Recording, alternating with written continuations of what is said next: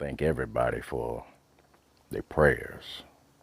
And I don't know how far it goes worldwide or whatever it is, but and I know I can't thank everybody, but thank everybody for the prayers, first of all. For the first time, the father of Ethan Pritchard, the Seminole County football star who plays for Florida State, is speaking about the moment his son was shot in the head and now his road to recovery. And he's only talking to West 2 about the tragic situation facing his family. I'm Summer Knowles. And I'm Stuart Moore. Ethan is still in critical condition. Now his father is telling me how the family is pushing through with the support from the community. In the game of football, there are 4 quarters, and each moment of the game builds to the ultimate outcome. For Ethan Pritchard, this is no game. He's in the fight for his life. Just keep praying for him. Just keep praying for him because he needs it. He's not out of the woods yet. It's like a game. It's first quarter right now, so he still got a couple more quarters to go. But he's gonna make it though. He's gonna. I know my kid. He's a good kid. He's a strong kid.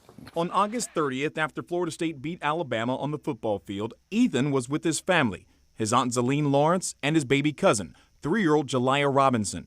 He was taking them home after the big win when tragedy struck. He was shot in the head in a case of mistaken identity just outside of Tallahassee. But just going out of his way to make sure he did everything right, followed everything that my family and I instilled in him, and you know, it is possible to be in the wrong place at the right time. I mean, wrong place, wrong time. In a way, Ethan was always meant to choose to play football for the Garnet and Gold. When he was only 8 months old, Ethan's mother, Andrea, died from a brain aneurysm. She attended Florida State. So when recruiters came from colleges across the country, it was never a question where he would take his talents to play on the next level. He was born up here. His mom was born up here.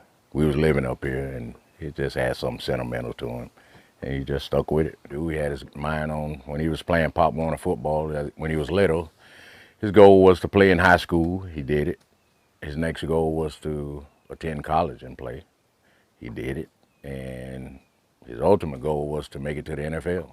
Just a week after the shooting, Earl Pritchard has rarely left his son's side, taking a moment away to be with his son's teammates on the sideline of their latest victory. Ethan's dad came to spend the day with us. He told me the other day, he goes, this is where his boy wants to be. We got it done for him. Right?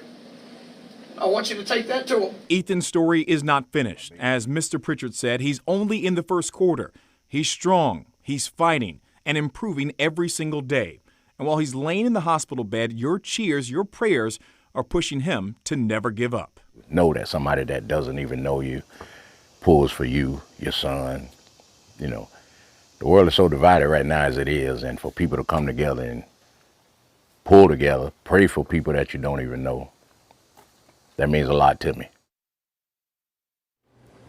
And 4 people have been arrested in connection with the shooting. As you know, there is a GoFundMe for the family. We have posted a link to that on our WESH.com website. And now one thing that we take away is Seminole High School is where he went to high school. And his coach and that community, the football team that he left behind, they're supporting him every step of the way as well. You heard it in the coach's voice there on the field. Yeah, and that was Coach Mike Norvell. Yeah. And his dad was able to break the rock. That's one of the traditions after they win.